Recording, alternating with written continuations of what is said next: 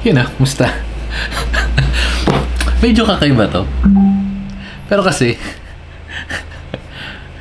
di ko sure kung meron ng gumawa. Di ko sure kung meron. Pero anyway, so meron nga tayong in order. Kasi doon sa isang pinuntahan natin nakaraan, or sa isang video natin, nagpunta tayo sa Uniqlo. Tapos, may nakita ko dong jogging pants slash mukhang pantalon. So, jogging talon.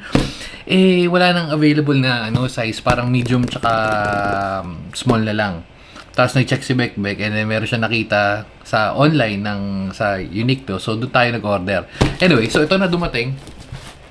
Maganda pa doon, pag umorder ka nito online, free shipping. Hindi ko alam kung may specific amount, pero kasi parang umabot din ng 4,000 plus to lahat.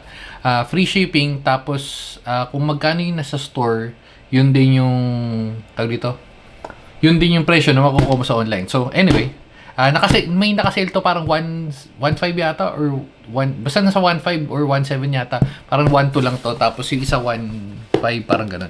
Anyway, so open na natin. Ito itsura ng itsura ng Uniqlo. Uniqlo unboxing. No. So anyway, buksan natin.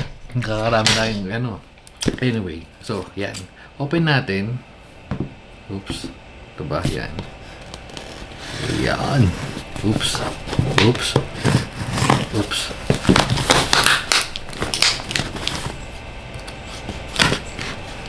Uniqlo unboxing experience. No? Maganda sa kanya, pag mga ganito, pupunta ka na lang sa store, tapos kung wala kang makita, pwede mo lang bilhin online. Medyo mag-aantay ka ng bahagya, pero at least, mabibili mo. Diba? Check mo lang yung tag, may tag number, papakita ko sa inyo. Oops. Yan. Ho. Ay. May info ba ito eh? Meron pang packaging list. Ang dami. 3. May buhay. Ito pala yung presyo. Wait lang. Ay.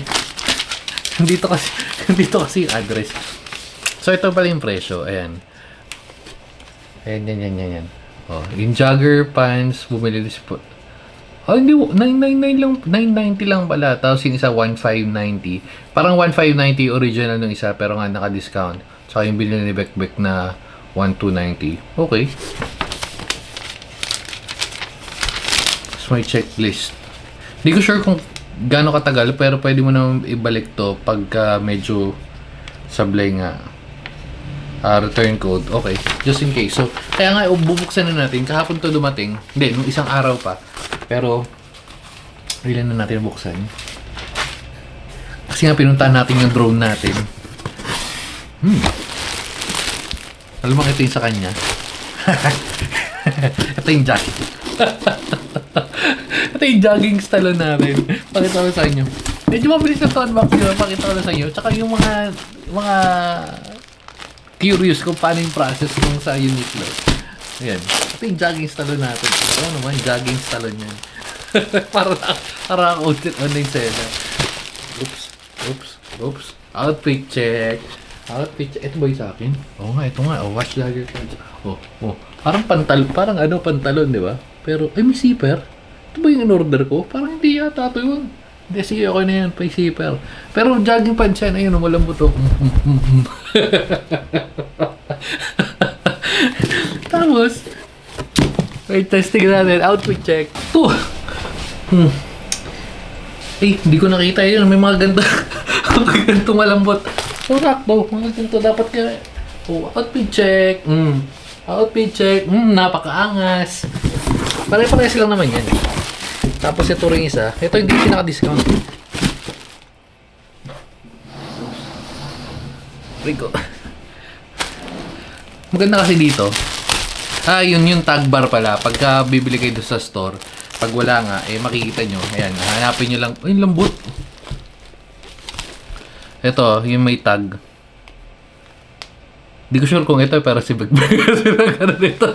Pero yan. At hanapin nyo yung pangalan nyo, sweatpants, para ganyan. Tapos check nyo sa online.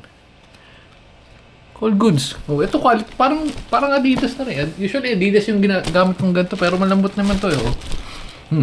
Amoy bago. Amoy bago. Malambot, di ba? All goods.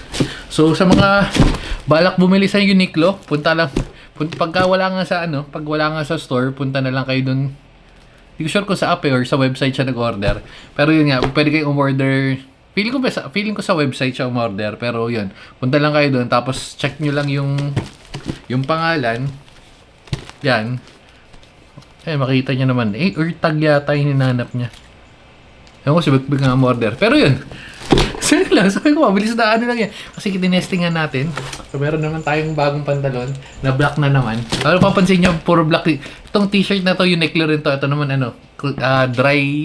dry crew, parang ganun. Uniqlo. Tapos ang pinaplug ni Budi TV, yung gamit niya kasi Airism eh. So, iba yun. Medyo mas mahal yung parang 590. Ito, nasa 390 lang yata to or 300 or 299.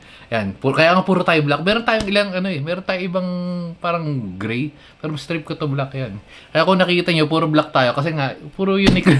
Puro Uniqlo yun gamit natin. So, Uniqlo, baka naman. Ayun. Tapos ito, hindi ko na ito testing kasi nga, hindi naman sa akin to. But large lang yung kinuha ni Bekbek. Dapat triple XL yun sa kanya eh. Nandito. Nakikinig pala. So, dahil dyan, dito na natin tatapusin. So, again, puro Uniqlo tayo.